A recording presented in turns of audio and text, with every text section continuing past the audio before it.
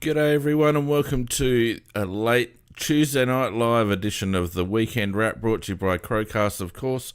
Apologies for the delay, a bit of sickness here, but we're all over it. So without any further ado, God, good start. Why don't we just crack straight in, shall we?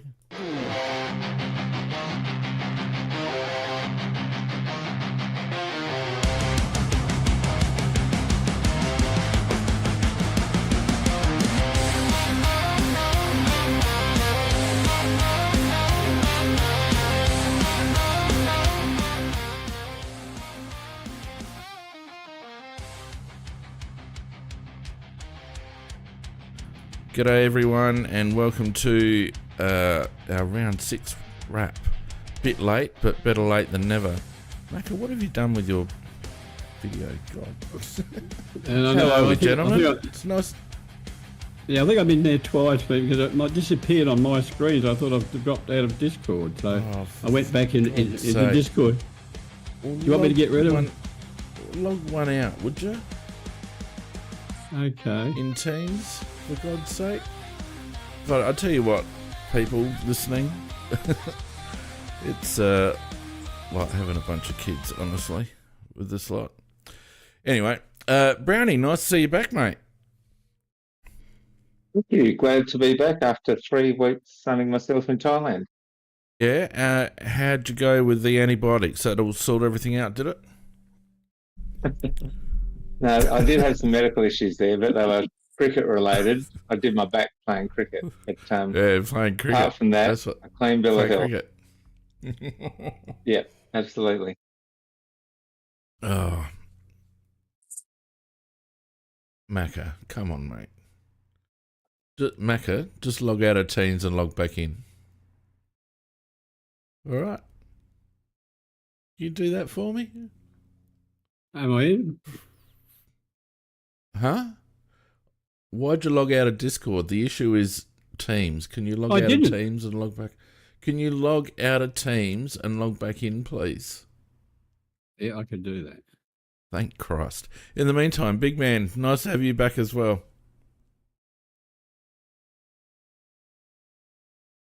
I don't know where Big Man's gone. Where's Big Man gone?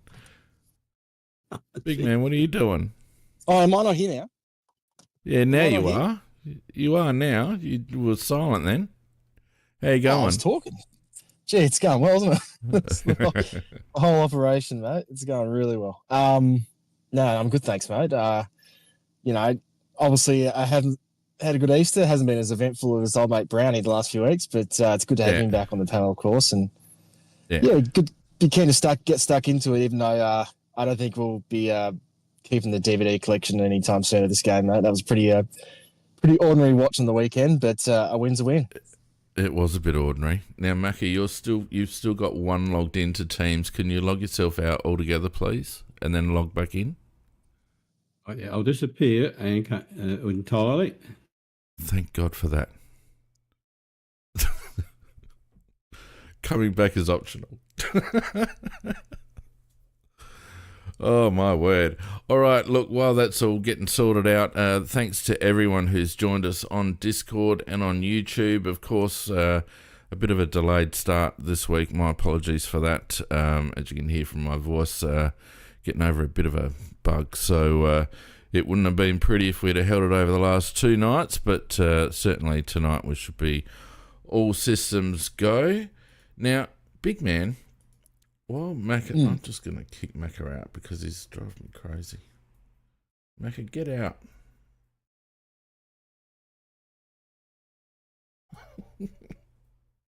Removed from meeting. There you go. Mac, you're out. now log back in, for God's sake, before I lose my mind. Now, Big Man, there's some people that have been asking me who you are. And they're making all sorts of unfounded suggestions. Like Mike on YouTube keeps asking you whether you're Xavier Willis. Now, I don't know who the hell Xavier Willis is, but I'm sure it's not you. Can you confirm that you're not Xavier Willis? Well, apparently it's some guy from Desktop Bodybuilding, so I don't know if that's about computers or muscles, but either way, I have no idea that either. So, yeah, I can confirm officially I am not Xavier Wills, what his name is. I've never heard the name. Hopefully, I never hear it again. Yeah. Oh, Macca. But There you are. Look at you.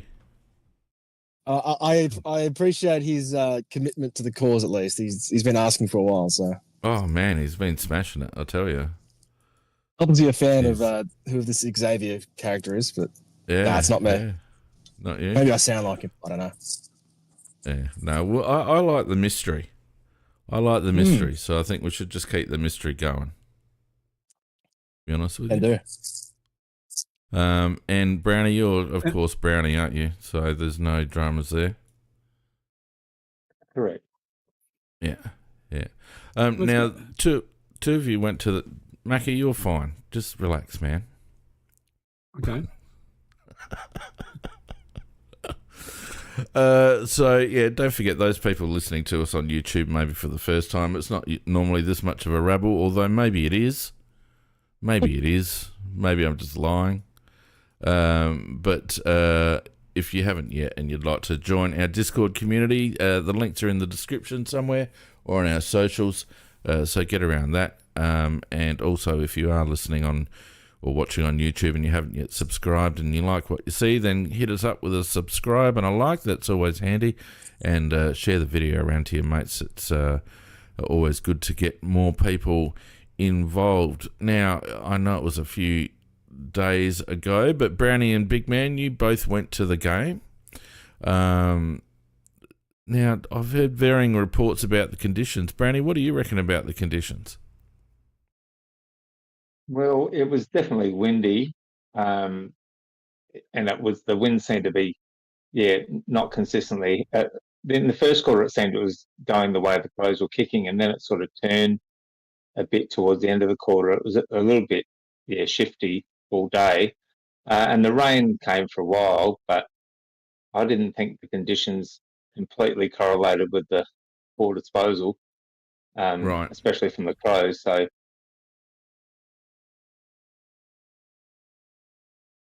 Okay. BIGMAN, what were your thoughts on that?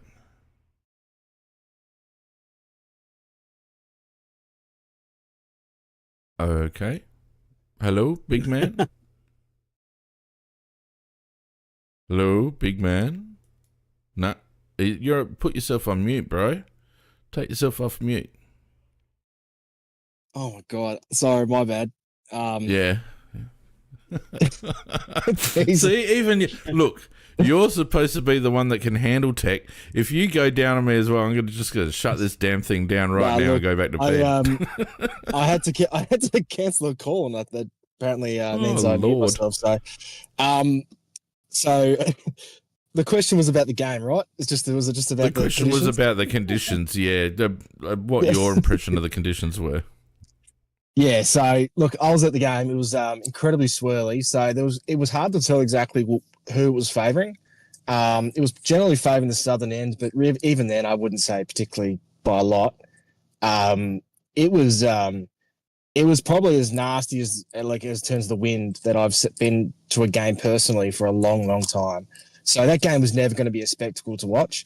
I don't think some of the tactics, particularly by the Giants, but also by us, really fostered a high-scoring game as it was. But, it was always going to be a bit of a clanger fest, and that's what it turned out to be. But like I said before the show, Fiend, if that performance was against a lesser team, I probably would have been pretty flat after the game.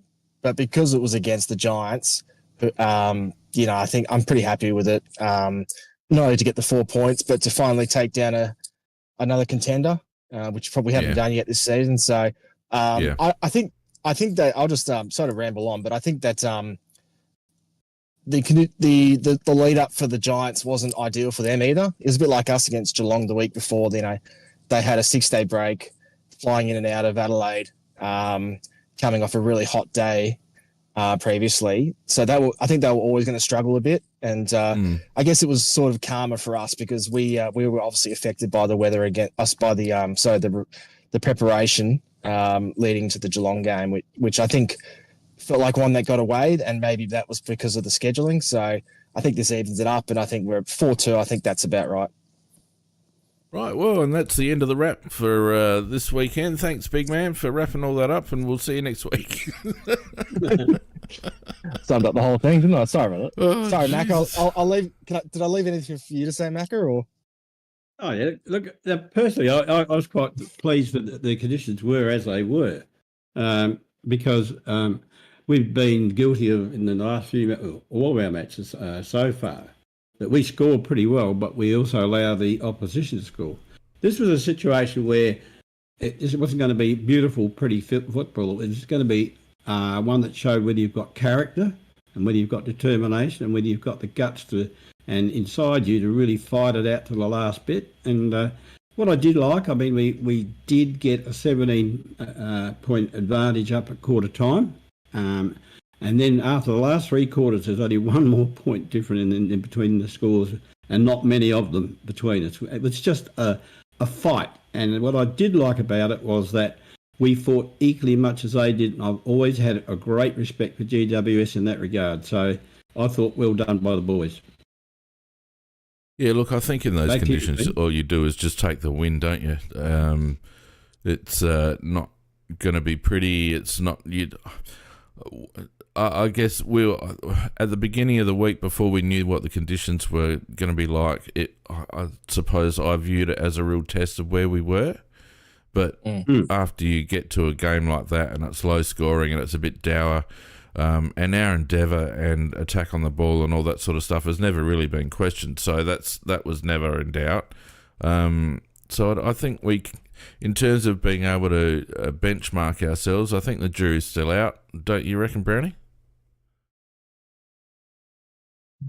From the point of view of are we going to compete against the very best in good conditions, I think that the jury's out. But I was just really impressed with the fact that we didn't really let them into the game, and we kept the pressure on for the whole game. And it's one of the few Crows games I've been to where I never really felt like we were going to get headed. We just seemed to have, it wasn't pretty football, but we were playing good, hard, tough football for the whole game. We didn't relent and give them that 5-10 minute period where they can score consecutive goals, and we kept it up for the whole game. So from that point of view, from an effort point of view, I think it was really promising. Yeah, agreed. Yeah. Big man, is that how you saw it? I'm interested, big man, how you saw the setup of the... I thought Nick's... it was obvious to me that we actually came with a bit of a plan, which was nice to see. We looked a little bit more dynamic at centre bounce, even though there was only 10 of them. It looked like we came with a couple of different looks at centre bounce. And also I felt like we defended the ground a lot better than them. We were up a lot higher, so we were able to get a lot more forward half turnovers, whereas they tended to sit back a little bit more, and I think that was to their detriment. I don't think they scored much off defensive 50 exits at all, whereas that was probably something that we really focused on. So is that how it looked at the game?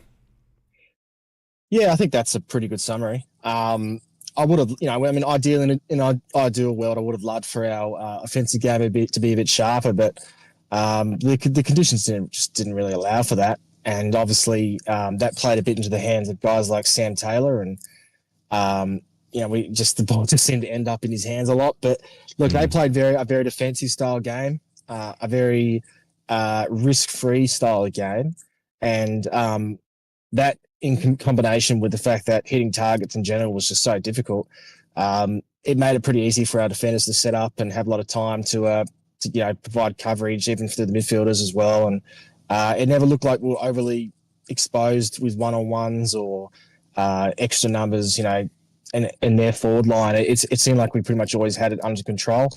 Obviously, we coughed up 1 or 2 soft goals, but for the most part, I think that we were very defensively sound. And like I said, a part of that was due to the conditions, so that does help. It's like if it's a windy game or a wet game, it's always going to be easier to defend because it's harder for the opposition to move the balls quick. But I thought we handled ourselves really well, and I was so pleased with the contested part of our game. I think we smacked them in contested possession and clearances, which is something you'd expect the Giants to be pretty good at. But no, we had their measure. They were the uncontested team and we were the contested team. And I think to win the way we did was a bit of a change up. And I liked it. Obviously it wasn't perfect by any means, but it was a good sort of alternative way to win, which I really appreciated. Well, on that note, let us actually go to have a look at some of the scores and stats. So obviously, for those living under a rock, we won 7-10-52 to 4-10-34. Obviously, low scoring, but it is what it is. In terms of stats, look, we did, I guess, dominate around stoppage, 30-21. Contested possessions was reasonably even, 138 to 122, so we're up a bit. But the thing that got me was the amount of uncontested possession that the Giants had compared to us, 241 to 201.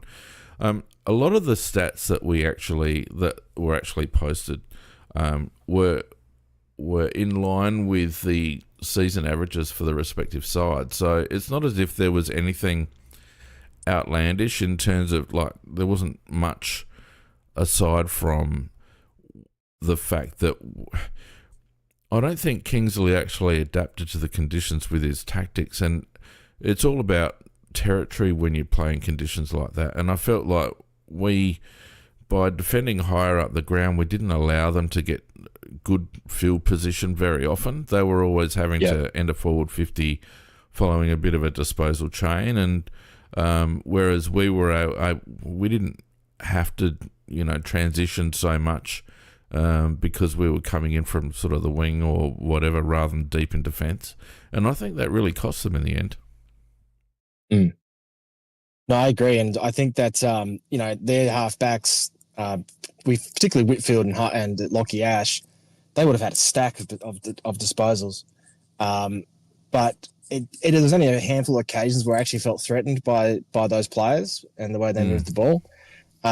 It was very chippy sideways, lots of marks. Even for those conditions, they were really conservative with ball in hand, and never to go on what Brownie was saying, they never really threatened us, which I think was partly because they never really seemed to try to really take us on and use the corridor and use fast ball movement, and partly that is again because of the conditions, but it just seemed like they just weren't really up for it.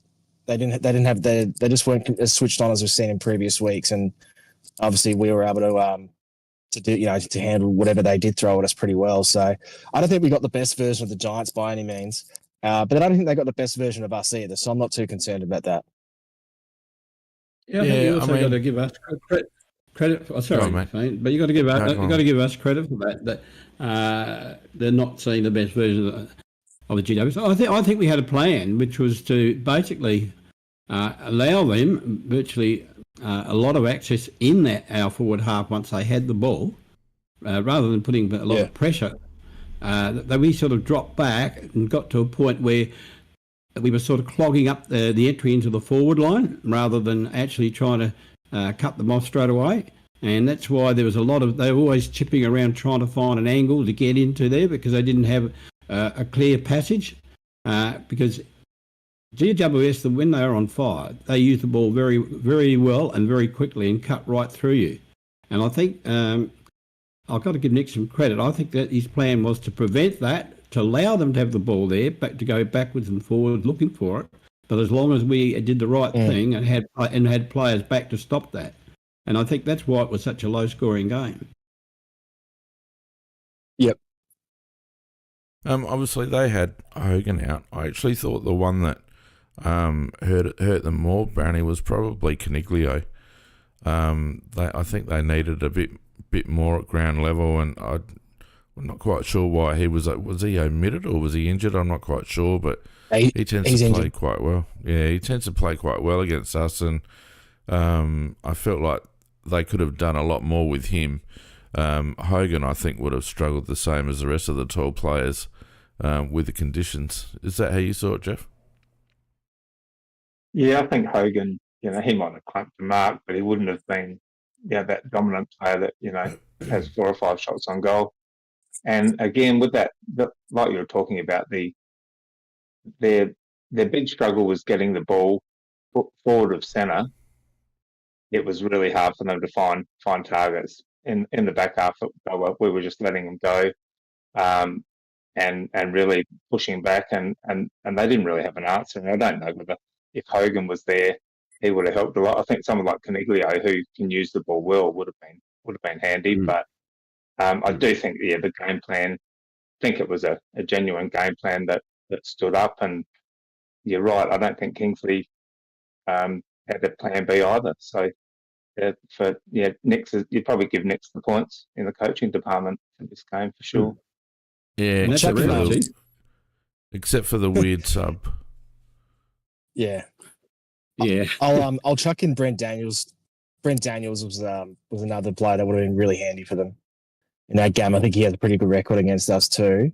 But we were missing Peatling and Rochelle, and I'm pretty sure those guys would have been pretty good, particularly Peatling in those conditions. Well, Peatling's probably been our most consistent midfielder, as particularly in terms of getting ground ball, etc. So he definitely, and Rash just being the opportunist might have snagged a goal. So what did we think about the handling of that Fogarty injury? It was kind of bizarre because on the TV, when he first did it, it looked like he busted a collarbone, and it seemed like it was actually his decision to go back on the ground. But it could have been quite costly because obviously, in the end, we burnt our sub on someone else, on Draper, and then Darcy had to come off eventually anyway. So I couldn't kind of work out why they just left it to Darcy to make that call.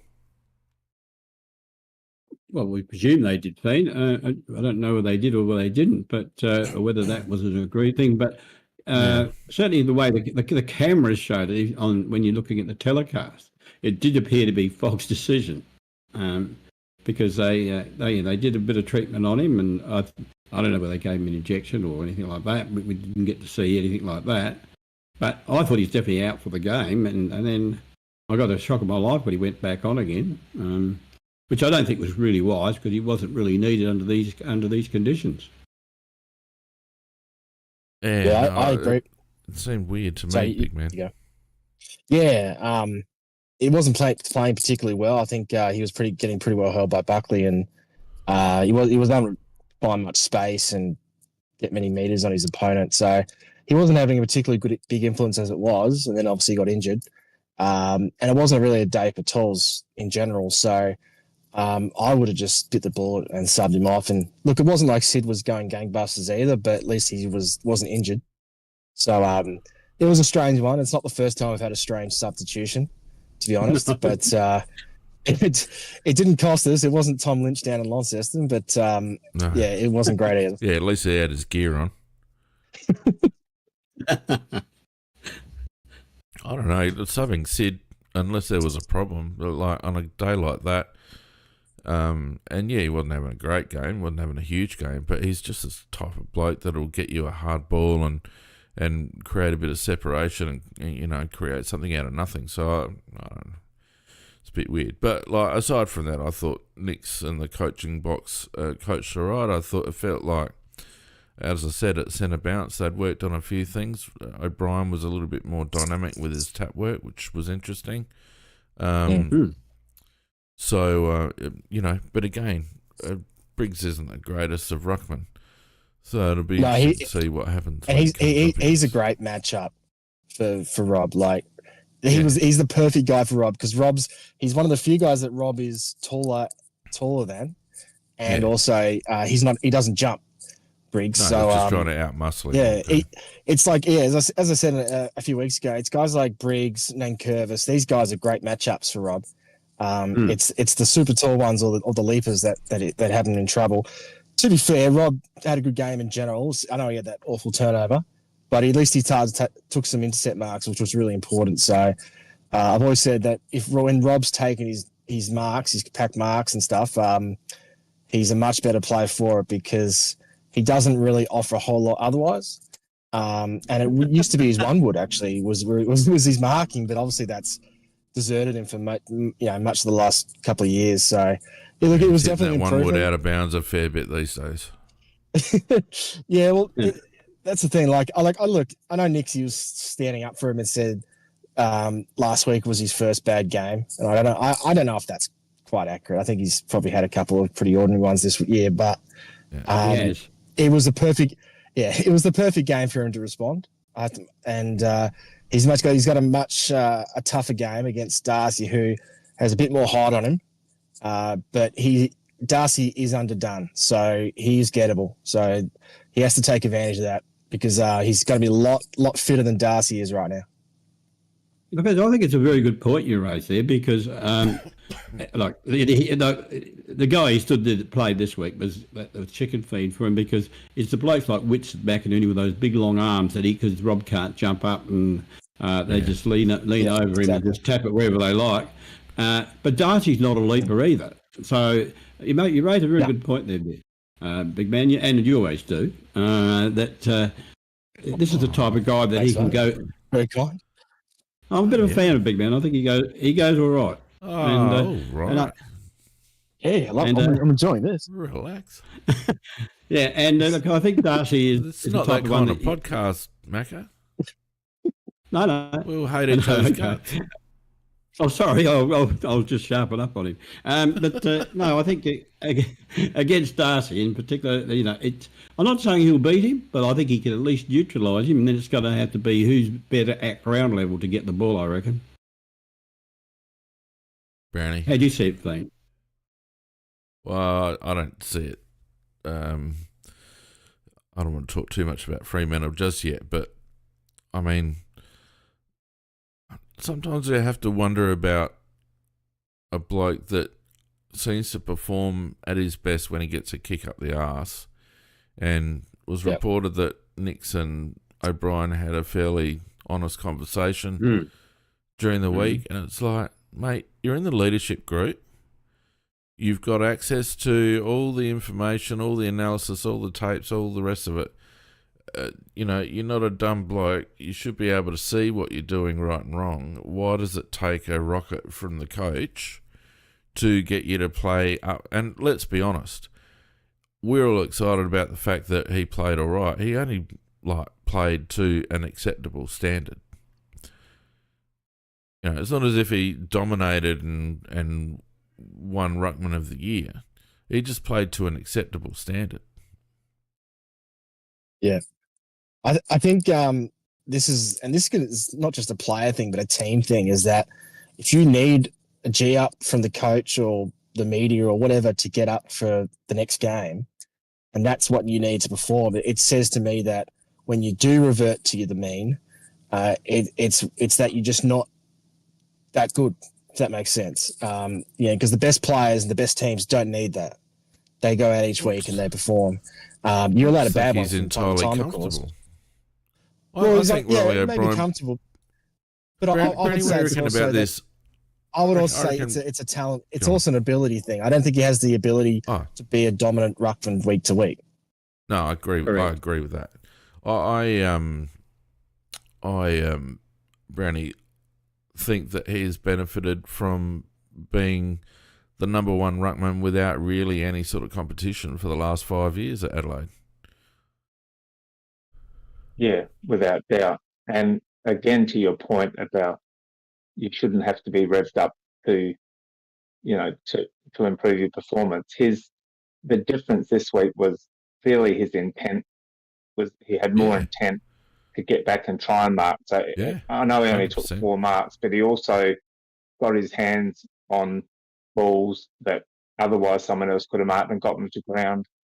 And that should be the intent every week. And the worry is he does it for a couple of weeks and then he goes back to his old ways. He needs to hit the intensity up because he's always going to be a lower skilled ruckman than the top echelon of ruckman in the AFL.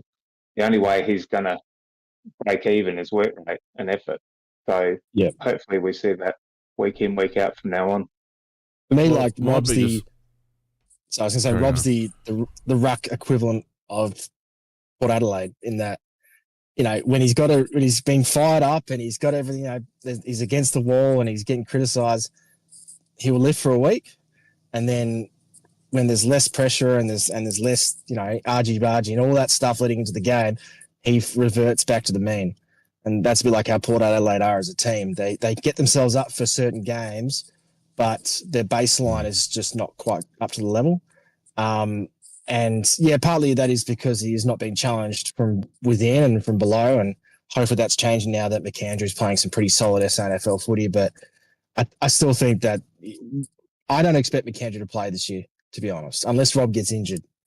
And I think that's probably an indictment on the selection committee because it shouldn't be like that, But we know that Rob's a bit of a favourite and he is in the leadership group, and the club, we're pretty conservative with that sort of thing, particularly with our rucks. So I'll be very, I know like in the last couple of years, Strawn's got to go from time to time to fire. That's been more to fire Rob up, if anything. And I'll be surprised if that happens again this year. Almost like an act of desperation. Macca, my biggest disappointment of the weekend was, in terms of Riley O'Brien, was the fact that poor old Sam Draper went down. Yeah, that's an interesting one, isn't it? I actually watched that game, and he's running, and he's just leg buckled underneath him, and he went down. Now the interesting thing is he's out of contract, and everybody, the whole world knows that Adelaide were into him. But he's definitely, if he comes good, I mean, he'll eventually, but when he comes back as good, you don't know, and he wouldn't be back for about maybe halfway through the year next year, or a third of the way through the year next year. Now, he'll be back. He'll be back before the season starts. Well, let's assume that he does. Do you still go out? The question comes up, do you still go out and recruit a guy that you did fancy, you thought he was good enough, and then he has this particular injury and you haven't had time, you won't have had time to know whether he's come back properly from it or not. It would be a pretty game club that went out and did that, or alternatively, or because I understand he's a free agent, if I understand correctly. So if he's a free agent, then you... The interesting thing about that, sorry to interrupt you, Macca, but the interesting thing about that is he's an unrestricted free agent. Right. Well, then, in that case, I think you take a punt and you have a crack at it. Now you might, and I think you may be able to get him for less than he was asking before. But it's a risky thing, and I'm not sure whether the club will go take that particular risk. Mind you, we are so, and it also probably also depends on how the guy in the two go. If he goes really well, then they may not be interested in pursuing it because there is a lot of risk associated with it. It certainly doesn't. It's not draft capital you're giving away. It's just it's your cap capital. So it's a question that look. It'd be a gamble if you did it. Yeah. The thing that interests me about the whole thing is that he's not getting paid enough because he's 8 years, so under normal circumstances he'd be a restricted free agent. But because he's not in the top 25% of earners at Essendon, that's what makes him an unrestricted free agent. So that means he's probably on about $500K at the moment at Essendon. So, notwithstanding, maybe 6, yeah. If he's not in the top 25% of earners at Essendon, I don't think he'd be getting 6.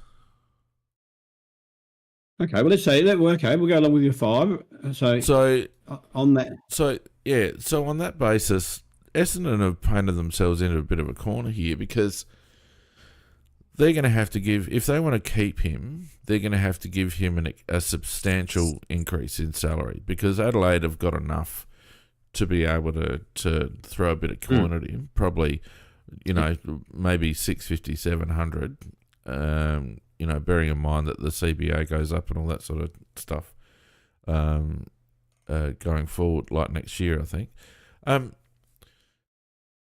but whatever we offer him, they're only going to get like a band 2 or probably a band 3 compensation for him as an unrestricted free agent. So it might actually be worthwhile them doing a trade rather than allowing him to go as a free agent. Well, yes, it certainly would be because a band 3, it's just that's the second rounder, isn't it? Yeah. So, but if from our point of view, from Adelaide's point of view, there's no reason why you'd want to do a trade when you can actually just get him. Well, no, that's right. Except if it saves you a bit of salary. Well, yeah.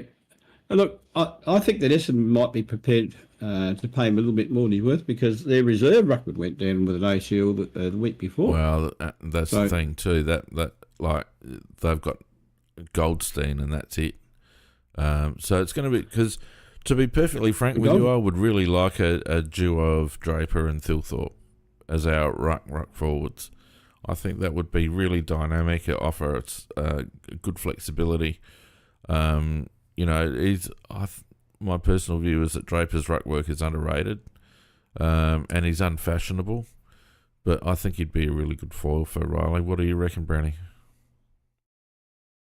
Yeah, I'm a fan. The only thing that worries me is an Achilles. It's not a guarantee that you're going to be the same again. And is he going to lose his ability to jump?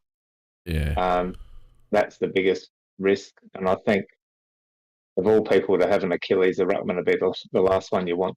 So, there's definitely risk there, but we're not in a position where, we can let it go. We've got to take a calculated risk and hope to get him because, as you say, him and Thilthorpe, rucking and resting in the forward line, that's a pretty hard thing for people to match up on. Like, you're not really getting a rest. Thilthorpe's in the ruck and you've still got Draper, who's quite imposing and can take a mark. Yeah.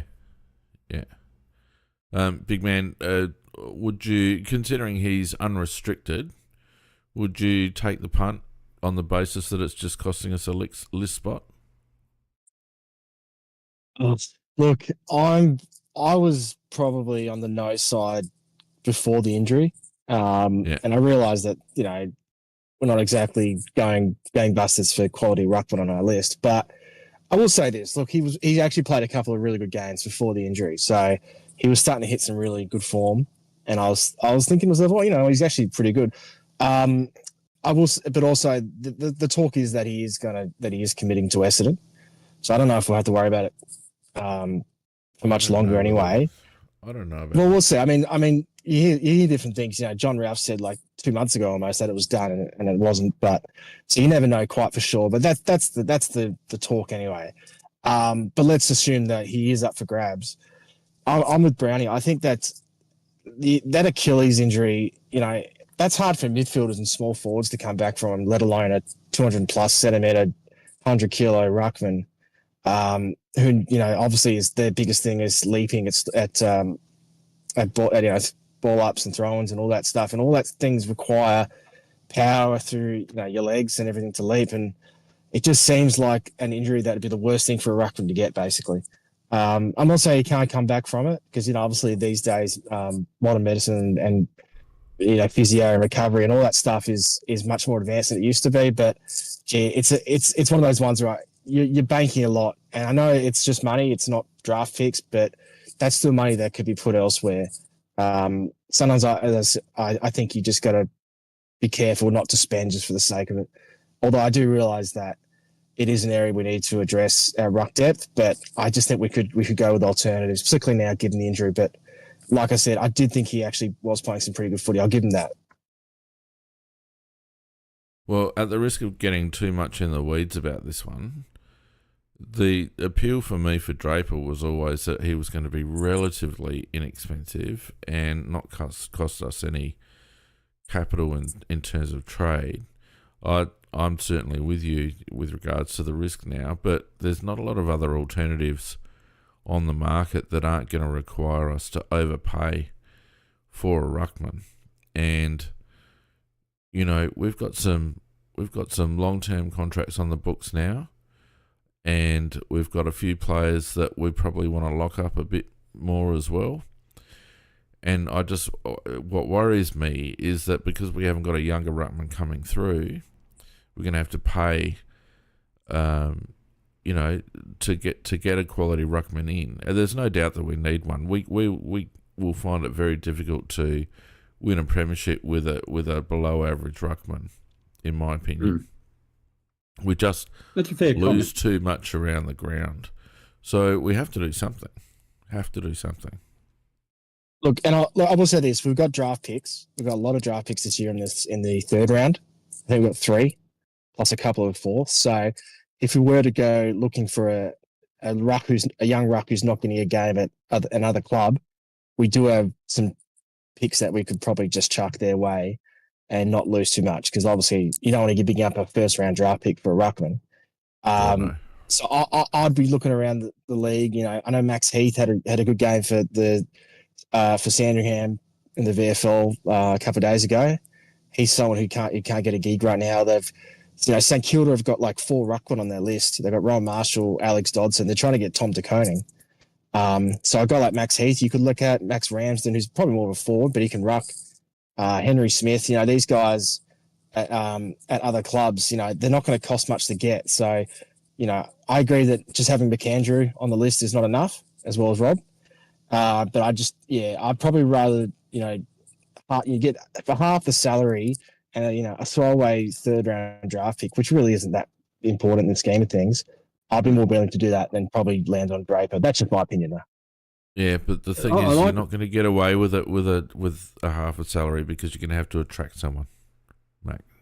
Yeah, well, I like the thought of where he's going, but it's a question of who, though. I mean, it's easy to say that, big man, but I can't think of any.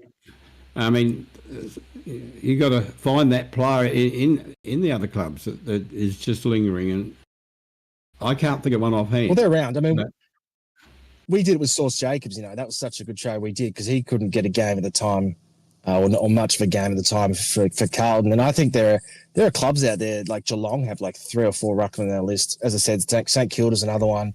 Some clubs just have far too many, and they're the ones you have to look at, because those players there are going to get impatient and think to themselves, well, how am I going to get a game in the next 2 to 3 years? And if they look at us and think, well, Rob's 30, he's not in the greatest of form, and our only other backup is a guy we picked up in the SSP, then if we could sell a vision to a player that they could come through and replace Rob pretty quickly, I think that there will be some buyers there.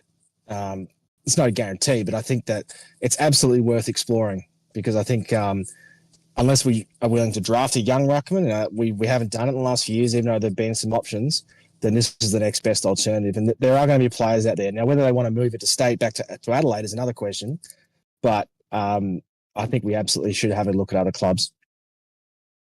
Yeah, well, we've got Toby Murray in. Sorry, go on, mate. I can say, Toby Murray in the twos.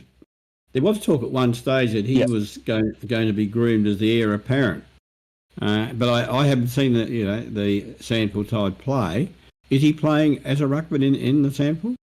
Well, he's injured at the moment. Well, he's out for most of the year. Unfortunately, he snapped his ankle, but he's probably been trending more towards a key forward who can ruck. I actually think he could be a key defender as well. He's got a great leap on him, but he's only 200 centimetres. When I say only, obviously that's pretty tall, but in the scheme of AFL, that's on the shorter side. I think he'd probably struggle for reach against the big boys out there. I think he's probably leaning towards a key position who can pinch hit. So I don't think he quite alleviates the problem. Well, I thought McAndrew had a boomer in the Sample. Do you think he is the answer long term? Me? Do you like? Look, he's pretty impressive. He's very different to Rob. He's basically the complete opposite of Rob. He hasn't got the tank of Rob. He doesn't have as much physicality as Rob, although I don't think he's not afraid to put his body on the line, but he's a bit skinnier and lankier, but he's very tall. His centre square work is really good. And his skills aren't too bad, and his general athleticism is pretty solid. I think that there's something there. He's more of a specialist ruckman than someone who's going to really, like a Tim English or a Ron Marshall, who's going to get a lot of ball around the ground. He's not going to really give you that. But he's, for a 24-year-old ruckman, I think he would pose some problems to other teams because of that sheer height. Like, he's 209 centimeters, and he looks it and he plays like it. So he's very different to Rob, which is why I'd like to see him get a chance at some point, because it'd be interesting to see the dynamic there, particularly if Rob really falls into a hole form-wise. But yeah, look, it's not saying I wouldn't bank on it going forward that he's the heir apparent. But I think he's pretty handy to have because he's very different to anything we've really had in the last 5-10 years in our list. So I think Don't forget those in Discord. If you do have an opinion on that situation or anything else, stick your hand up and we'd be happy to get you on for a bit of a chat. It's probably a conversation for another time when maybe the mid-year break, when we have a little bit of a better idea of how we're placed. But to me, it's a big red flag, and it was like obviously disappointing for Sam in terms of his season, and hopefully not his career, but certainly as well from our point of view in terms of our prospects. So anyway, let's get back to the GWS game. Obviously, there's not a huge amount of highlights, but there's a few players that I'd like to highlight. Max Michelani, I thought, had his best game for a while. Not only with what he did with the ball, but also what his direct opponent, Toby Green, didn't do with the ball. He had 14 touches, 6 intercept possessions, 3 inside 50s, 4 clearances, had a kicked a goal, and metres gained 380. I thought I couldn't understand the coaches' votes with some of who they picked. I thought in terms of our most influential player, Max is certainly in that conversation, Brownie. He was super impressive, and to get down the ground and kick a goal on Green was fantastic.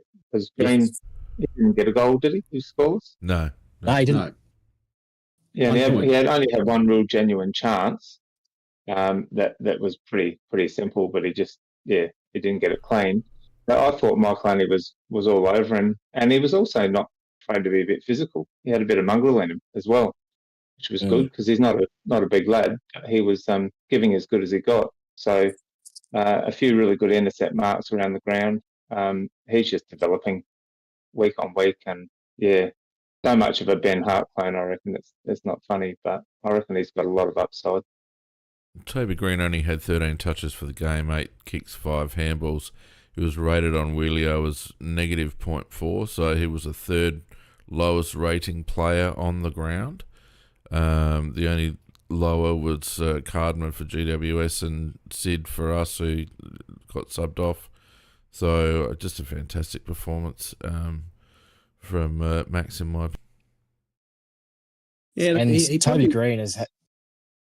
Sorry, Mackie, you go. Oh no, I just say, look, he's got 5 votes, and one of him or the GWS fullback Taylor, one of them got a 5 for the best. So I don't know whether that 5. I think that 5 may well have come from Nick's, and because I worked out that one of the 5s is. Voters is pure 5. The other one's a 2 and a 3. So I'm thinking that Michelani may well have got the best on ground by our coach, and I think I would have given him the best player on the basis of who he was standing and what he restricted him to and what his own impact on the game was. And I thought the comparison to Ben Hart is a very good comparison, because Ben Hart was a bloody champion, and Michelani, he's headed right down the same path, in my opinion, as Hart. He just gets, there's no fuss about the guy. He just does his job, and he does it so well. And he's almost faultless. So, I gave him my best game. I don't know whether others agree with that, but that's how I saw it.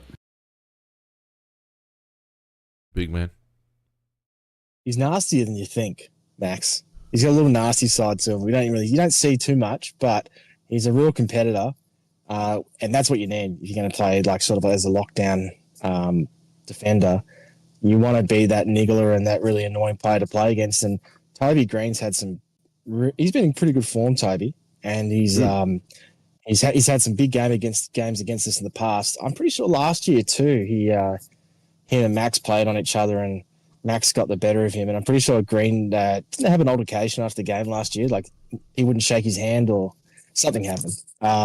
So it's not the first time Max has got the better of Toby. And I think Max has had a solid but not outstanding year so far. But that was definitely his best game for the year, and hopefully that gets them going to the next few weeks to really lift, because I think our defenders in general haven't been amazing this year. Some have been better than others, but if Max can start hitting some form, I think Miller is starting to improve a little bit, and obviously Hinge was great again. So there's some good signs happening back there. Yeah, there's a few comments in the chat about Matty Crouch, and it was something that I was going to raise, particularly Brownie with you and Big Man, with regards to how he was played, because we played, again, there was only 10 centre bounces for the whole game, but we basically played him away from centre bounce, but he did get 7 clearances during the game, which is around stoppage. Was it apparent to you that he was like, it seemed like we were pushing up into the contest and using Matt Crouch? Is that how you saw it, Big Man? I'd have to really dissect that, because it's probably more likely just to be a result of the lack of goals being kicked from each side. Means that maybe he was just because he was on the ground. He's on the ground. It's unusual for Matt to be on the ground and not in the rotation. Yeah, I mean, there was a couple of stages during the game where there were multiple goals kicked quickly, and then there was just like no scores for a while. So maybe he was stuck on the field during those periods. Because I know we kicked the first 2 relatively quickly, and then there was basically a black hole of goals for a while. So that might have had an impact too. I don't know, Brownie, did you see anything in terms of Bull using Matt differently? Because I thought Matt had a pretty good game, but I will say the conditions were definitely suited to him. That was basically what he would have experienced growing up in Ballarat. So, did you see anything different? A hot summer's day in Ballarat. I've got to say, I didn't really pick up on that too much. I knew he got the ball, and I don't think he was by any means the worst of the users of the ball either. I think there's a few that him covered, but I didn't really pick up on that at all. So no real opinion. Well, he had 26 disposals, 3 inside 50s, 11 contested possessions, 7 ground ball gets. He had 2 centre bounce attendances. He had 7 clearances. So statistically, he's been very involved in the game, and yet it seemed to me that we were using him predominantly around the ground at stoppage as a bit of an extra. That I'm a bit like you, Big Man. I'm going to have to go back and have a look a bit more closely to see what was going on there. But it was certainly not a standard Matt Crouch game. It seemed to be that we used him a bit differently. We had predominantly, pardon me, predominantly our centre bounce attendances were. Let me just have a look. It was Saligo, Dawson, and Rankin. Saligo 80%, Dawson 80%, Rankin 60%, and then even Bez was in there more than Matt Crouch. As I said, it's only 10, and like you say, Big Man, there was a lot of periods of time where they would have been rotating mids without a centre bounce attendance because there were long periods of not scoring. Yes, no goals. Yeah, but it seemed to me we're just using him a little bit differently. That's all. It is an anomaly. I did notice that when I looked at it. He did get a reasonable amount of I thought the conditions suited him. There's no doubt about that, because I thought he earned a lot of his ball, which I thought was good. That plays out in the stats that I just read out. Yeah, but you're right though, man. That I can remember. I think he had one centre clearance that I can think of, but that's about the only one I can think of. Mm. So, yeah, I think you're right. Speaking of people who played well, I thought Alex Newbullen played really well. Ripper. He had 20 touches, 9 contested possessions, kicked a goal, 24 pressure acts, which I think was a team high, 266 metres gained, 8 ground ball gets. It was probably the first time I've thought to myself, all right, that's what we traded him for, that kind of a game. Class. Is that what you thought, Matt? Absolute class, Matt. He was absolute class. I mean, if you wanted a guy to play that half forward role, they should probably other teams should get a video of that and say, this is how I want the game, the half forward bloke to play. He's absolutely perfect in every respect. And as you said, like, he's been doing bits and pieces like that. And I thought last week he was pretty good too. And he hasn't played a bad game. But this one I thought was quite outstanding. And that was just the perfect half-forward flanker's game, because everything he did was 100% spot on, even to the point of kicking that lovely vital goal there at the end there, which sort of snuffed out their challenge. So, the guy, he is a great asset, and he's apparently a great off-field asset as well, because of his leadership qualities. Yeah, a great get, a really great get. I love him. Yeah, he's perfect. Yeah, and pushed down back a bit too, big man. It looked to me as if he got a fair bit of ball across behind centre, so he was really working back to assist across that half-back line. Well, he's the fittest player at our club, so it's no surprise. I think he clocked up about 16 kilometres on the weekend. So, he's got the tank to be able to push back and help, and he's actually quite a capable midfielder too. We just haven't used him in there. But maybe we look at that in the second half of the year. Look, I won't lie. I wish he was a little bit quicker, just that tad quicker. Just sometimes he gets caught, but he does everything else pretty much exactly what you want. Like Macca said, I've loved his composure of the ball. He just makes great decisions going inside 50. He sees the game ahead of him really well. He's not one to sort of not notice loose players in pockets and flanks. He hasn't hit the scoreboard heaps yet. Hopefully he kicks a couple of bags, going forward. But he's doing, in terms of setting up goals and in transition, he's playing that role. Much, no, I think he's been pretty much what we had hoped for in terms of his, because I think he'd be averaging 18 touches a game, and his score involvement would be pretty high. So, I'm delighted with what he's getting. Like, he's not Surreal or anything like that, but he's a really handy player, and obviously it's obvious. Obviously, Kelly, yeah. No, but I mean, just in terms of that pressure / high half forward, we know who he's replaced, and I think it's pretty obvious that there's definitely been an upgrade in that regard. Had you guys worried for a minute there, didn't I? He's definitely not Cyril Rioli. Another bloke who's not Cyril Rioli, but I thought his game was actually underrated, Jeffrey, was young Ben Keays. 18 touches, 22 pressure acts, 6 contested possessions, 6 score involvements. And considering there was only, what did we kick, 7-10? There was only 17, and so he was figured in a third of them. Scored a goal himself and 378 metres gained from a half-forward flanker. I just thought his work rate and his ability to get to contests and his ability to run down players, it's like the conditions were 100% there for him, but he didn't shirk it at any stage.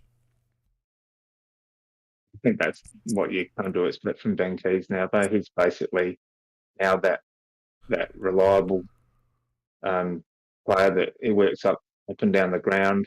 He just has got a great engine, and his pressure acts, his effort is just inspirational for the other players to look at. And again, his disposal wasn't fantastic at times, but he wasn't alone there. But I think, just his will to get to the contest yeah, I thought he had another good game. Probably not as high on the stats as he has in some other games, but definitely a massive contribution. Yeah, an interesting thing about Keays is that he is an example to every footballer who gets delisted by a team or is struggling to make an impact into a team. He's a guy that was actually at Brisbane. He got delisted, as along with Hinge as well, and picked up by us. And when he came firstly to us, he was a relatively marginal player who's just kept working on his game and working on his game. And bit by bit, he's just got himself better and better and better, and like equal best and fairest last year. And he has not played a bad game this year. He's played every game a good game. So, I just think he's an example to any would-be AFL footballer to follow. Because the way he's improved himself is outstanding. I'd take that a step further, Macca, because not only did he get delisted from Brisbane and come to Adelaide as a midfielder, but then he got kicked out of the midfield when we recruited some more players, and he won his best and fairest as a small forward, and so he has had to reinvent himself as when a lot of players would have not been able to do that.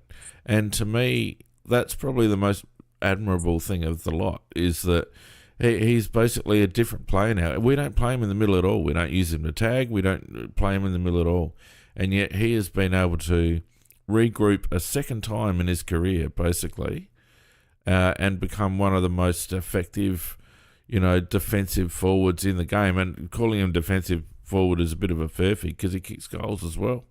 So it's an absolute credit to the lad, and he deserves every plaudit that comes his way. He's not the most fashionable. He's not a great kick at times, but he's tidied up his set shot goal kicking. I can't speak highly enough about him. I really can't. That's well said.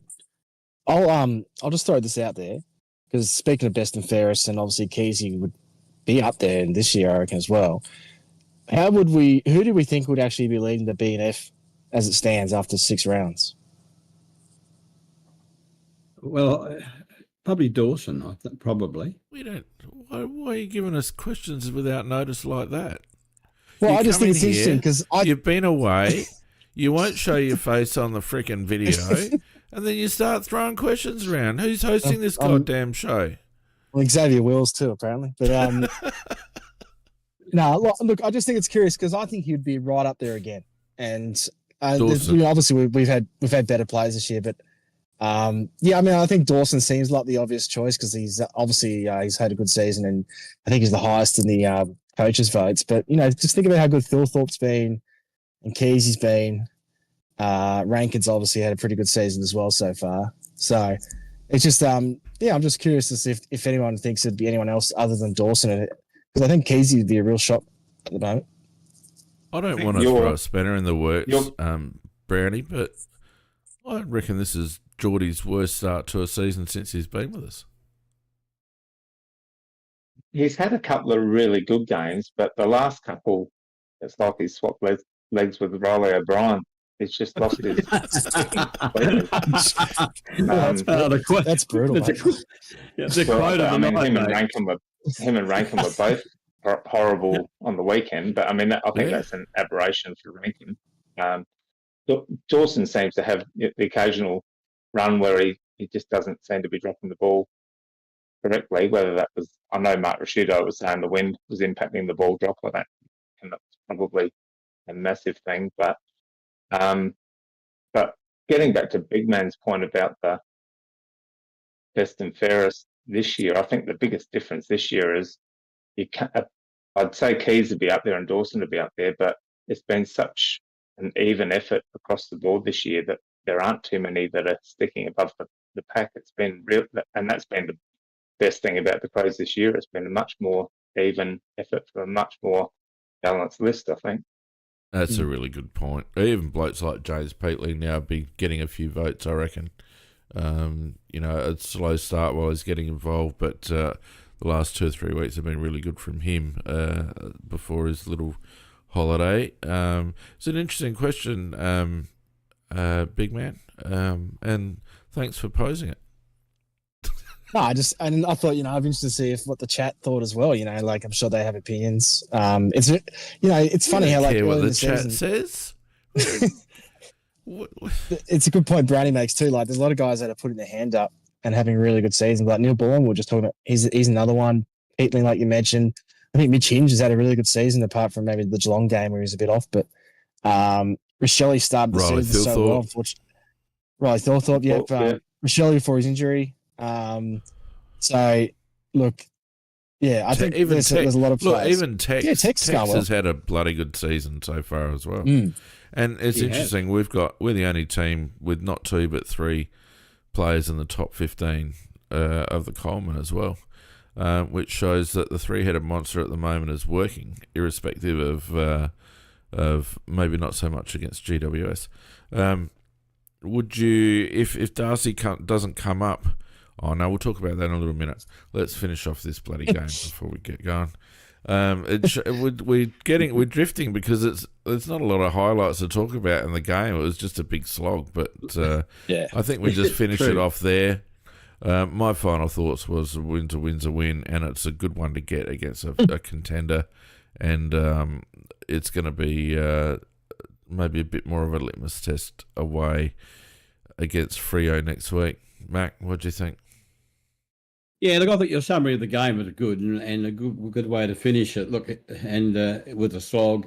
And we outslogged them, and which was good because that's different for us, and the win's a win. And now we got to go across to Perth, and in all likelihood we'll be on a fast track. And the one thing we've got a big handicap for, which is you've got to be taken into account. It's going to be. If I read it correctly, it's going to be at 7:40. Wait a minute, I'm trying to work it out. Is it our time? So about 4 or something their time, 5 something like that. Well, what I was worried about is if it's 7:40 their time. No, it's 7:40 our time. It's 7:40 their time. Our time. Okay, just relax, 7:40 our time then. Yeah. Oh, right. If it's 7:40, if it's 7:40 our time, it's all good. It's all good. But look, it's good. But we're not talking about the Fremantle game yet. Stick with the program, man. I'm sorry. What was the question you asked me then? No, I just wanted your final thoughts on the GWS game. Oh, sorry, mate. Look, I think you summed it up very well. So you did sum it up well, and it was not a game with a lot of individual highlights, but it was look, as you said, a win's a win, and we banked. This podcast is not a podcast with a lot of individual highlights either at the moment. I don't know. I thought Brownie did very good with that. He's leading the BNF at the moment for tonight. That's for sure. He's got the 3 votes so far. Yeah, that was good. Brownie, your final thoughts? Because these blokes are just rambling on like idiots. We lost. You're talking to me this time. Thank you, Rob. Yeah, just the final thoughts of the GWS. You've covered everything. The only thing, and I won't expand on it, is I do think in terms of players that performed pretty well on the weekend, I think Josh Worrell probably deserved a bit of a pat on the back as well. I thought he did some really good stuff. And some good intercept marks and used the ball pretty well, which wasn't common. So, but we don't need to go into detail. Apart from that, just a good hard slog.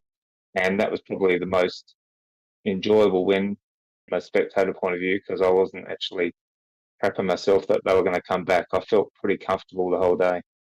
Yeah. Very good. All right, you blokes. Macca, let's get into your weekend results real quick, shall we? Okay. So, we had the Lions getting belted on their home deck by the Collingwood Magpies, 16-9-105 to 7-11-53. An aberration, do you think, Macca? Well, I don't really know, because they weren't very good at all. I mean, Collingwood a lot better than we thought.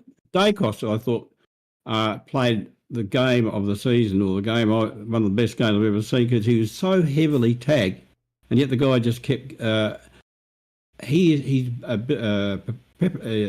he's just prepared to run and run and run, even though he's being tagged, and you just can't stop him.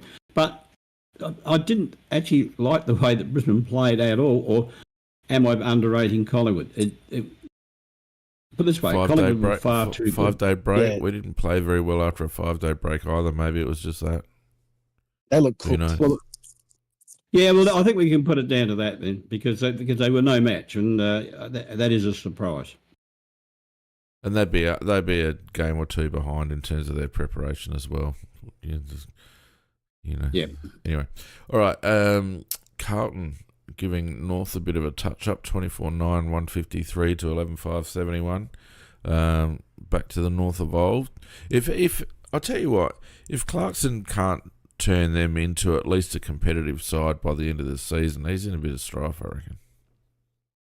On my line there, Fiend. I think the only comment I had for the game was really that Carlton beat an underperforming North Melbourne, because if you look at the personnel they've got in their side, there's no way they should have been beaten by that margin. And somebody did raise it on one of the footy shows, and I'd already been thinking that before that I'm getting doubts about Clarkson being the right coach, because I think he's got better assets at his disposal than their performances are showing. I agree with that 100%. They've got a bloody good midfield. They probably lack a second string to the Larky bow, and they're probably one key defensive player down. But they should not be getting it. When they played against us, what lost them the game was just their inability to protect the ball, and they were just lazy defensively. And I've seen a bit of footage thrown up on the various footage shows of other games where they've been lazy defensively. So they're like, I don't know whether they've got the right ethic, or whether there's a culture thing or whatever, or whether they've just lost for so long that they've forgotten what they need to do to win. But I think that last bit that comes into it, I think. So whether they need a new coach with new ideas and a bit of enthusiasm, and that it gets them up off the canvas, because Clarko can be a bit of a grumpy bugger, and I don't know. They should be playing better than they are. They've got, like you said, Macca, they've got a better list than what their results suggest, in my opinion. Absolutely. Macca, 20 to 10 centre clearances they lost. So they got this great midfield, or the supposedly great midfield, and they got Carlton's belted in midfield there. shit. Carlton have got Cripps and nothing. I know. It's bizarre. A bloke called Kennedy, who couldn't get a bloody game last year, it was outstanding for them in the midfield. So, and look, Cherry is, he was winning the ruck. So it's But look, I don't think Clarkson. I reckon he was burnt out at Hawthorn, and I reckon he's just brought a shell of the coach that he was. And I think he should be replaced. And I don't think he's going to succeed there. Well, Clarko, particularly after getting a North and then having all that Ben Keays, Cyril Rioli scandal. Yeah. Anyway, the next one, the Eagles not quite getting home with a bit of a comeback over Essendon, 11-9-75 to 11-11-77. Bombers squeaked their way out of that one. They did. West Coast, they led by nearly 4 goals at half time, and Merritt was being heavily tagged out of the game. And then, but in spite of losing Draper, as we were talking about, they grunted their way to the lead eventually. It's Wright pulled one out right out of his backside for 6 goals. And I think that was probably the difference between the two teams. Yeah. And then Melbourne, at some stage, Freo's a bit like North Melbourne. At some stage, they're gonna have to show themselves to be a legit footy team, because there's no way they should have lost to Melbourne.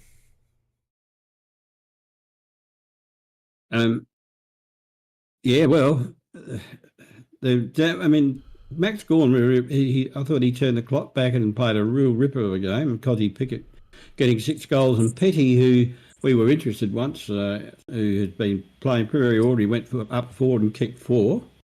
But Jack Viney tagged the living daylights out of Sarong, which worked very heavily in their favour. I thought that Melbourne outworked Freo on this occasion, and I think they've had so much rubbish thrown at them that this was always going to happen. It was just a question of when. Yeah, but they like I said, they have to start winning these games. Melbourne's been travelling like shit, and yeah, right, they turn their form on a little bit and all the rest of it, but they're the games that Freo, if Freo are going to be taken seriously as a contender at some stage, they're going to have to start winning these games. They've been in, one grand final in 20-odd years that they've been in the comp or something? Yeah, look, there's a comment in the chat which I agree with, that Freo's main problem is coaching. I don't rate their coach. Yeah, but like, I think that they've had various coaches and had the same result, Mac. I don't know. It could be coaching. I don't know what he's like, Longmuir. But they've had Grand Prix Ross there, and they did all right, but they didn't. It seems again a bit of a cultural thing. They don't have that killer instinct to be able to get. I think, to be honest, any club that wears purple is not going to win. Well, you might be right, mate. Can I say something? CBC never won, did they, Brownie? Sorry, BIGMAN? Sorry, I was just saying that forward line for Melbourne on paper, particularly given the name that they dropped, I think they dropped Fritsch and Van Rooyen. Yeah. It was one of the worst forward lines I've ever seen on paper. 100%. And they managed to kick 100. They managed to kick 107 points. So 100%. So something went badly wrong. Freo should not have allowed half that almost, given what they had on offer. So yeah, something went badly wrong defensively in that game for them. Yeah, B Packer in the track saying he's a Suns fan, Phoenix Suns fan. Yeah, it's the purple curse, mate. It's the purple curse. They need to change their jumper to green and white or something. What were they? Purple, white, green, and it was like a pride flag at one stage. Purple, white, and green. It was a sad one. I wasn't on the gather round cast, but did you guys discuss Gold Coast jumper? I like the pink. I reckon we should. If they make Darwin, they should have a pink jumper. Nah, I made a comment. I didn't like it. I thought it was. Mac didn't like it, but he thinks pink's for girls. So let's be honest. I do. I do. I tell you, it wasn't the colour of the Guernsey that bothered me. It was actually the fact that they go to all that trouble of putting a logo on there, but you can't bloody see it. Yeah, I didn't see it.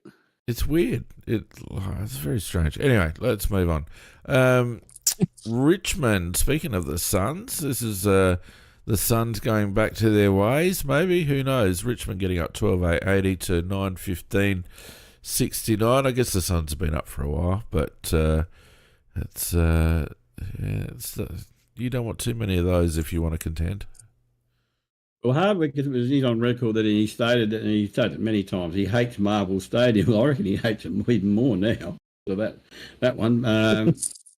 But for the Richmond boys, Taranto and Hopper, who haven't really been good so far this year, they got on top in the middle of the ground against a very, very good midfield in Gold Coast. And they've lost it as an absolute rock in defence. Gold Coast were 43 points down at three-quarter time, and they kicked 5-4 to 0-2 in the last quarter, but the bird had flown. But but before that, they were very, very ordinary. Very ordinary. Yeah.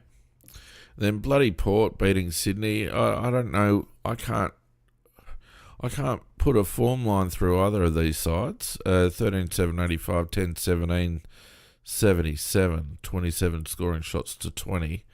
In a losing side. I don't know, Mac. I don't know where to place either of these two. Well, it cost me a footy tip, mate, because I didn't realise that before this particular game that Port had beaten Sydney 8 out of 9 times. This makes it 9 out of 10. It's bizarre, isn't it? It is bizarre. because when you look at what they've achieved over that period of time. But, you know, you've got Butters, you've got Rosie, Horn Francis. Those three are real stars, and they were all at their very, very best. And, that's really put them in a winning position. Sydney came home hard in the last term, but, the bird had flown. Macca, can I throw these stats at you? Sydney, this is Sydney and Port. Sydney, why are you getting involved in this? hang on, just wait. Clearances 46 to 33, contested possessions 156 to 110, uncontested 214 to 172, and yet they still lost. Like, it was just one of those games where Sydney butchered it and had so much pill and did so much right, but as soon as they went forward, they would really pour into the last quarter, and then they started missing shots at goal. But it's one of the most lopsided games I've seen statistically, where the lesser team still won. Like, so I think Port Adelaide got away with one there, I have to say. Macca, how do you feel about Big Man encroaching on your 15 minutes of fame? I don't mind, mate. He's all right. Oh, Jesus Christ. Just start some stats in, that's all right. Getting that support, Yeah, but there. people get the shits on if we spend more than bloody 5 minutes on this stuff.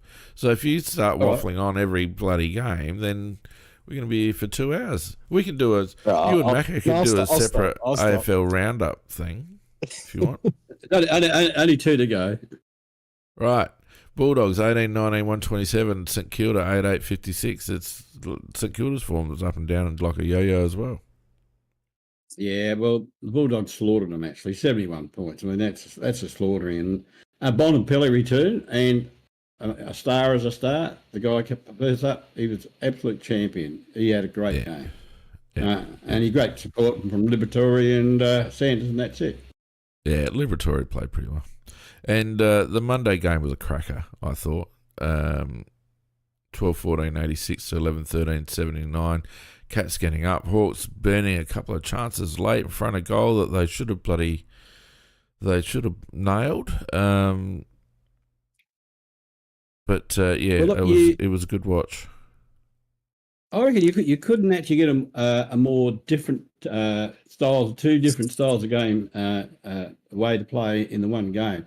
Each team just played totally different types of football, but in the end, the very fact that Geelong have got champions in their team like Buddy Smith was really on fire, Holmes an emerging star, and Dangerfield is still a star. And that was the difference between the 2 teams. One thing it did highlight, in my opinion, was the Hawks really need a key forward. Troll's not the answer, and Sicily is not tall enough. No, and going by his last shot for goal as well, where set shot out of bounds on the full, he's not the answer. Oh, I mean, he's a defender, really. But they need it. They need a key forward in a hurry. And I reckon they might make a real play for Ugle-Hagan. Well, they might. It'd be very well. I don't want him anywhere near our club at all. You know, no, we don't need him. No, he's damaged goods, mate. Damaged goods. Yeah. Well, they're desperate. They will not win anything without a key forward. Hawthorn. They've got good smalls. And Sicily could potentially play a second tall or a third tall, although I'd have him down back. But as it stands right now, they've got not enough avenues to goal. They've got no one where they can bail out a bomb-in kick, unfortunately. You're right. You're quite right. Quite right. All right, let's look at the ladder real quick. So we have Collingwood and Brisbane on 20 points. The Suns on 16, along with the Giants. Of course, the Suns still a game in hand.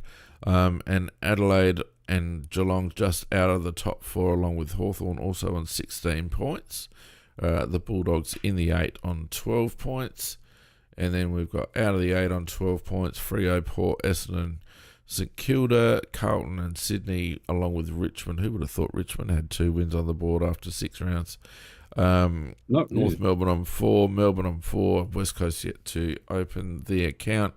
Just starting to bunch up a little bit there. You would expect that top 8 would start to fragment a little bit in the next month or so. But it's going to be an interesting few rounds leading up to the mid-season bye, I reckon, to sort that mess out. Yeah, particularly for us too. We've got some pretty solid games coming up. So if we win them, we'll be in great shape. If we break even on them, we're still around the mark. If we lose both, then it's not so good. Well, I guess that's a good segue into talking about us for next week, because we've got Freo, and then is it the showdown the week after? I think. Carlton, isn't it? Yeah, it's Carlton. Oh yeah. Carlton, showdown. Then showdown. Freo, Carlton showdown. All winnable games. Yeah, Well, yeah. yeah, Especially the showdown. The two ones that we really got to try and win is the Freo and the showdown, definitely, because we should win Carlton. Yeah, the Freo one, because effectively we've got 2 of the next 3 home, even though the Port game's an away game. The Freo one would be a very, very handy one to pick up. absolutely. And we just failed in our Gold Coast test. We passed our Essendon test. I would really like to see us pass the Freo test as well, because I don't think Freo are quite at the same level at the moment. Brownie?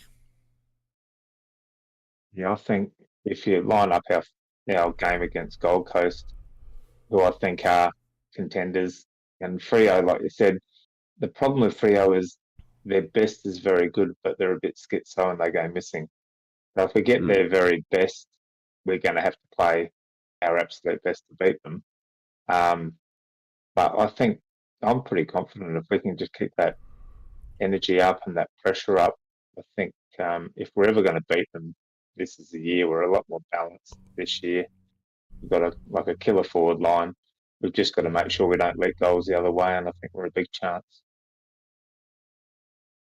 Big man, what are your thoughts?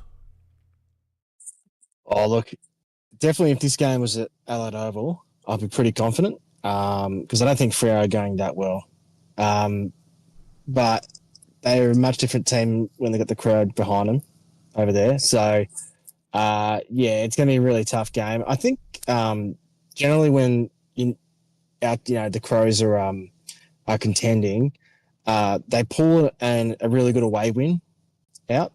And that was, we went on to choke that season basically, but I think we're a really good team in 2016, and that win against West Coast, who were good at the time, that was one of those wins where I'm like, okay, we're actually seriously in this.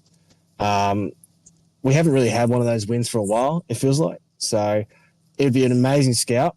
I'm not sure I don't know if we're capable of doing it or not. I'd love to think we are. But yeah, if the boys could do it, that's huge. Because we do have a tough few games coming up.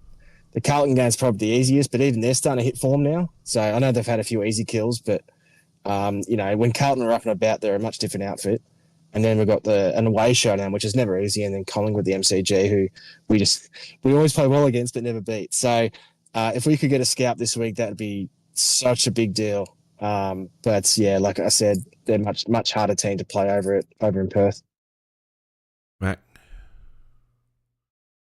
Well, I think we can do it. I'm not 100% confident, so I'm going to go we'll win by 5 points, So, just in other words, I think it's going to be a game, and hopefully we just scrape in.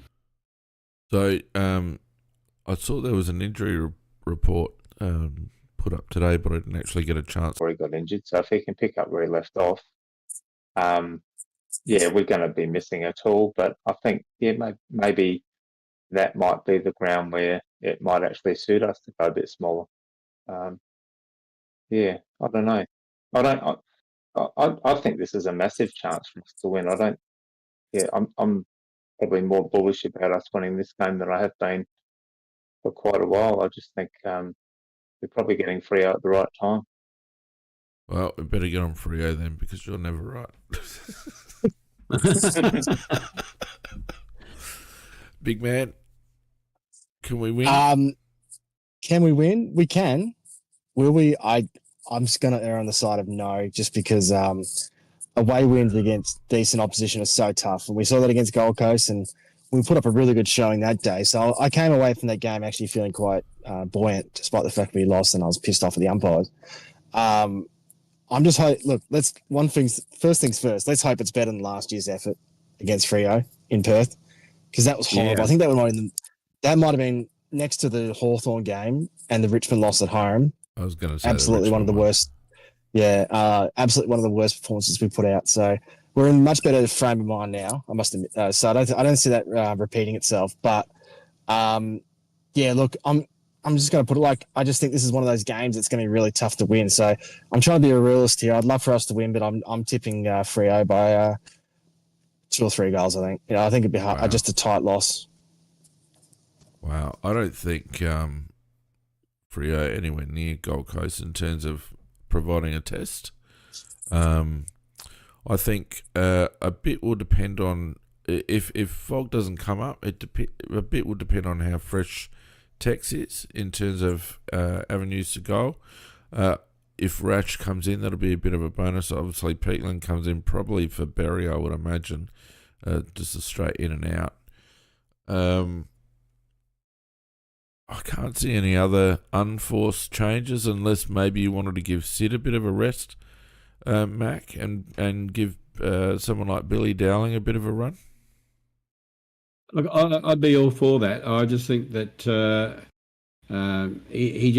young bloke just looked a little bit, well, he didn't get a lot of positions, and he just looked a little bit out of his depth there this week, and I think he needs to go back, I think, just for a week and get a week or two and maybe get his form right up again, and then bring him back in again. But I think on his game and this week and to some degree last week, I think that you can't keep playing Sid all the time, when you've got other people. So he's got to learn that you have to earn your place in the side. And if it was me, I would give Sid a rest as well. I don't think that's true, Mac. I don't think blokes like Sid, I think they get a bit of a pass. We certainly did that with Riley Thilthorpe for a while. We gave him a pass. I think we give him passes to Dan Curtin. I just think Sid Draper needs to stay inside. If he's fit, he should stay in. well. Yeah, I want to win the game, and I just don't think his form has been up to it for the last couple of weeks. But I mean, Peatley's coming back in, and Rochelle's coming back in, and somebody's got to go drop out.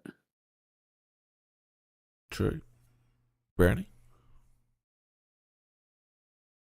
Yeah, my only issue is it just the physical side that, some of these first year players, the physical side just catches up with them and they just need to freshen up. Yeah, if it's it that, could be that, or absolutely, yeah. then and he should know. The coaches should know. So if he needs to freshen up, by all means, give him a week in the twos. And also, sometimes it can be a mental thing as well. But so maybe a break might be a good thing. It's not like him to only get 6 possessions. I know he was subbed, but he was pretty late. So whether there was an issue where he could just be a little bit jaded, who knows? But you just trust the club to get that right. I think big man too. There's probably something to be said for like you're in and out as a sub and all the rest of it. Sid was a high possession player at SANFL level, but you get out of the habit of accumulating 20, 25 touches, and it might just do him good just to have a run in the twos and pick up 25 touches in the midfield. No, it's a good point you make, Fane. Like, he is playing mostly out of position. He hasn't had a whole lot of midfield time. And, he is a natural clearance stoppage player. So we're sort of taking him out of his natural habitat, which obviously doesn't help either. And he definitely showed signs of a player who's just hit a bit of a wall.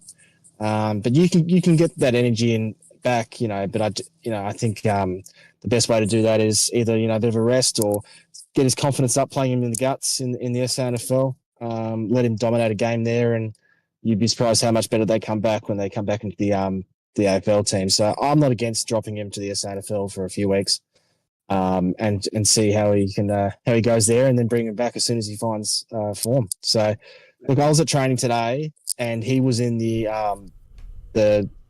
seconds team, like in terms of the match sim or what they were doing. So he was in the seconds, and so was Sam Berry.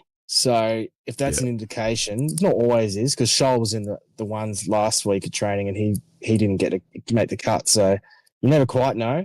But based on the lineups at training today, it would be Berry and sit out, and it would be Rochelle in and Peatling in. And I guess it depends what Fogg does. I don't like playing injured players. I'm actually pretty hesitant on us playing Rochelle as well, because ribs. I've bruised my ribs. I've never broken them, but I know that they're just one of those areas of the body that seem to re-break really easily for whatever reason. So I'd want to make sure and not just physically, I'd want to make sure he's mentally ready to go. And that can be easy to say at training, but whenever they hit you a lot harder during games than they do at training. So I personally, I'd err on the side of caution. Though. Yeah, I know, but I would err on the side of caution if he could another week.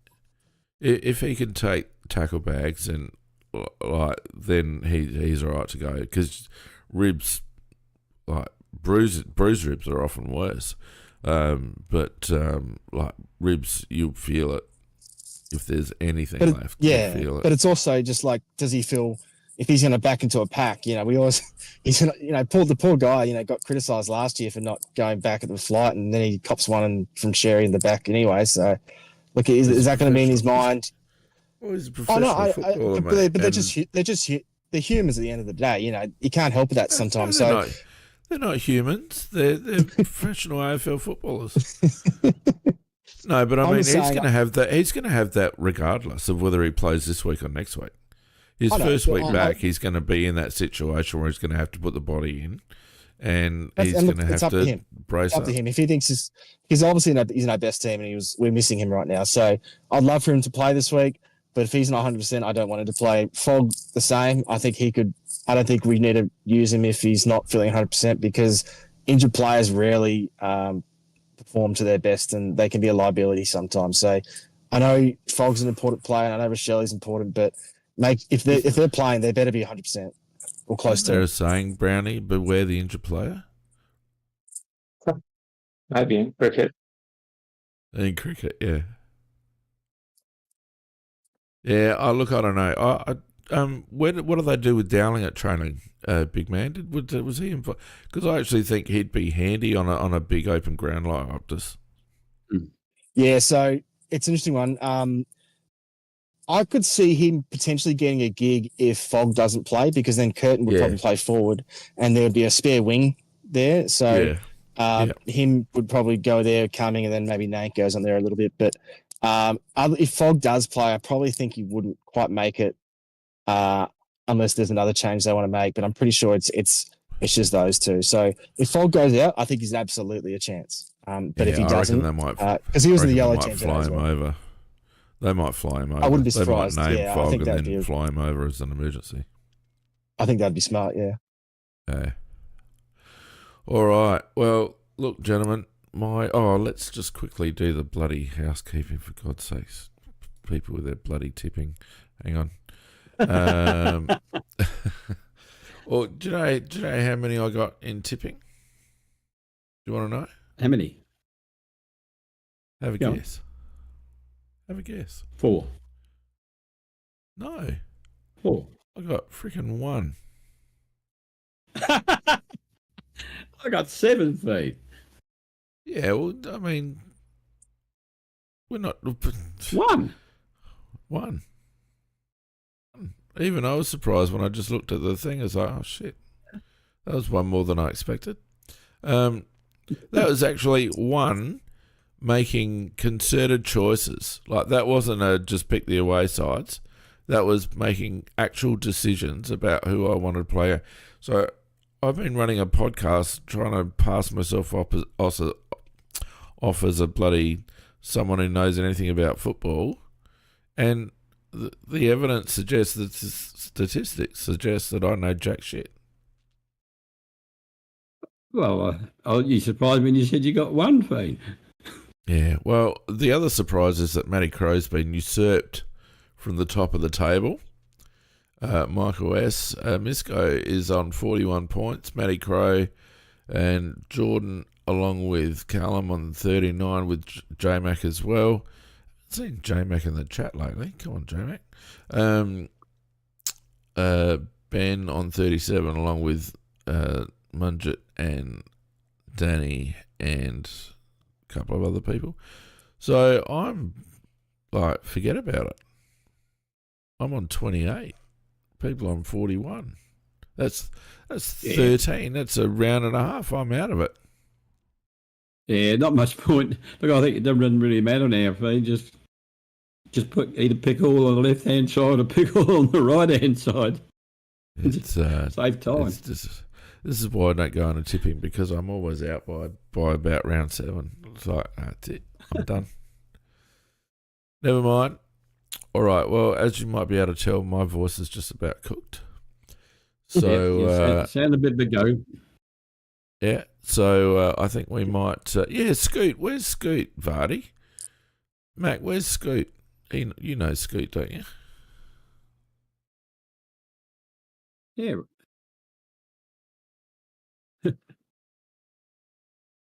Oh, thanks for that, Mac. That's great. All right. So I think we've got three for a win. I reckon we'll get up. I reckon we'll get up quite comfortably over there. And big man, you're just a big negative Nancy. So I'm tipping against us, don't I? But for what it's worth, I wasn't on the pod last week, but I would have tipped us. I actually had a good feeling about the Giants game, so yeah, right. It's easy to say that. I did tip us. No one asked you, Macca. You're just a bloody rabble this week, and I've had enough. My voice is going. So, look, thanks everyone. You're fading. Yeah, I am fading. I'm just about cooked. Thanks everyone for joining us on the Tuesday Night Live version of the wrap. We will be back next week at our usual time, failing any further illnesses or amputations. So yeah, in the meantime, take care, and we'll see you all next week. Good night, everyone. Yeah, good night all. Night, everyone. Bye.